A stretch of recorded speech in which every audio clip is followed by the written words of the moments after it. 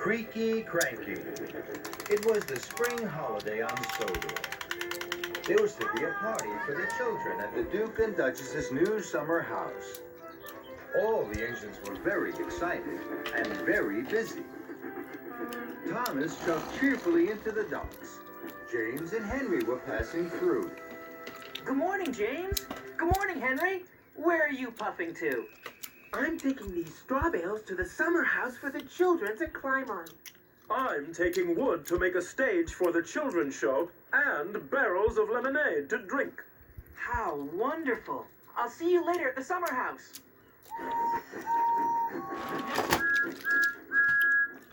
Good morning, Cranky. What's good about it?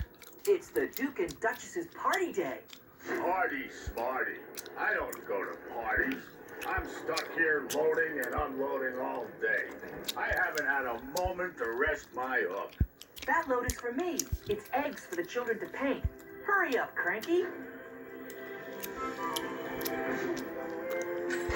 You're creaky, Cranky. What's the matter? Are the eggs too heavy a load for you? Cranky didn't like Thomas's joke. He didn't like being called creaky. No, they're not too heavy for me. They're light as fluff. You're not strong enough to pull anything heavier than fluff, Tiny Thomas. That's why Henry and James have the heavy loads. Now Thomas didn't like Cranky's joke. Fizzling fireboxes. I'm as strong as any other engine. You're not as strong as me. I can lift much heavier loads than you could ever pull. Thomas really didn't like that. We'll see, Cranky. I have lots of time to deliver the eggs. First, I have to prove Cranky wrong. James has a heavy load. I'll go and find James. So Thomas steamed sternly out of the docks. Thomas found James at the junction by the washdown. Hello, James. I don't have a lot of jobs today. Shall I deliver your heavy load of wooden barrels for you? You can stay here at the washdown. Then you'll be perfectly polished for the party. James thought this was a very good idea. Thank you, Thomas. So James was uncoupled from the heavy flatbed of wood, and Thomas was coupled up. The flatbed was heavy. Puffing and puffing, Thomas set off for the docks. Thomas jumped back into the docks. You again. What are you doing with that wood? This flatbed is very heavy. I'm sure you can't lift it. Cranky looked at the flatbed of wood and barrels. I'm sure I can. Cranky's hook swung low over the wood.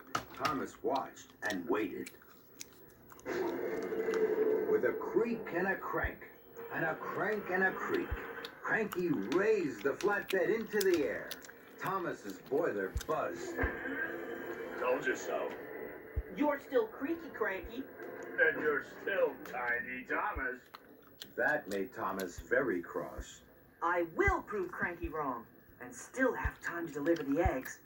I'm sure Henry had an even heavier load. I'll go and find Henry. So Thomas steamed stormily away. Thomas found Henry waiting by the coal harbor for his special coal. Hello, Henry. I don't have a lot of jobs today. Shall I deliver your heavy load of straw bales for you? Then you can wait here for your special coal. Henry thought this was a very good idea. Thank you, Thomas. So Henry was uncoupled from the heavy flatbed of straw bales, and Thomas was coupled up. The flatbed was very heavy. Puffing and puffing, Thomas set off once more for the docks. Soon, Thomas jumped back into the docks. You again. Now, what are you doing with those straw bales? This flatbed is very, very heavy. I'm sure you can't lift this. Cranky looked at the flatbed of straw bales. I'm sure I can. Cranky's hook swung low over the straw. Thomas watched and waited. With a creak and a crank, and a crank and a creak, Cranky raised the flatbed of straw into the air. Thomas's funnel fizzed. Told you so. You're still creaky, Cranky. And you're still Tiny Thomas. That made Thomas even crosser.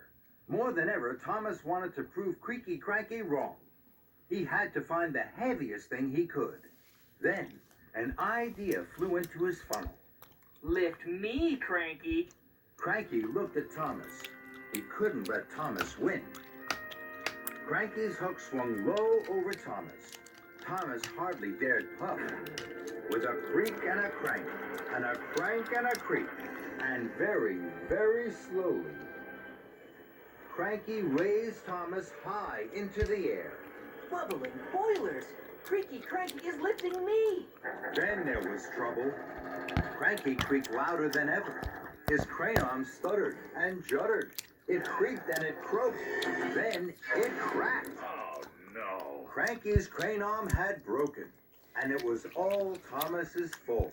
Thomas was stuck high in the sky and blowing in the breeze. Then Sir Topham had arrived. Thomas, what are you doing up there? I'm sorry, sir. I was... You are causing confusion and delay. The Duke and Duchess have no wood, straw bales, or eggs. Now I see you have them all here. Cranky is broken, and you, Thomas, think it's a good time to try being a bird. The Duke and Duchess are waiting. Thomas felt very silly. Then Sir Topham Hatt looked at Cranky. And you're as silly as Thomas. Cranky crumpled. The shame to be as silly as a steamy. Soon, a workman had climbed up Cranky. Slowly and carefully, Thomas was lowered and landed with a jolt and a judder, just as Spencer arrived. Dear, oh dear, Thomas, what a mess. Little engines can get into very big trouble. Thomas felt even sillier in front of Spencer, but he knew now that being strong was only good if you were also really useful, and he had to be really useful. Spencer, I need your help. You're very strong and can pull much heavier loads than me. Will you take the wood, the straw bales, and the eggs to the summer house for me, please? It's my fault that Cranky is broken. I must put everything right as quickly as I can. Very well. Thank you. I'm sorry, Cranky. I know you're strong, stronger than me. I'll be back soon with the right parts to fix you. Then Thomas pumped his piston and puffed out of the docks. Thomas wheeshed like the wind all the way to the steamworks. Hello, Victor. Cranky creaked, and now he's cracked. He needs new parts. You've come to the right place, my friend. Parts aplenty here. We'll have Cranky up and lifting in no time. Soon, Thomas's flatbed was loaded with new parts for Cranky. Thank you, Victor. Of course, my friend. Give Cranky my best. And Thomas puffed happily away. Thomas puffed into the dock with his heavy flatbed. Cranky was still looking crumpled. Here you are, Cranky. We'll have you fixed in no time. Thank you, Thomas. That's a heavy flatbed. You know, you're not tiny. And you're not creaky. Cranky laughed, and that made Thomas laugh too.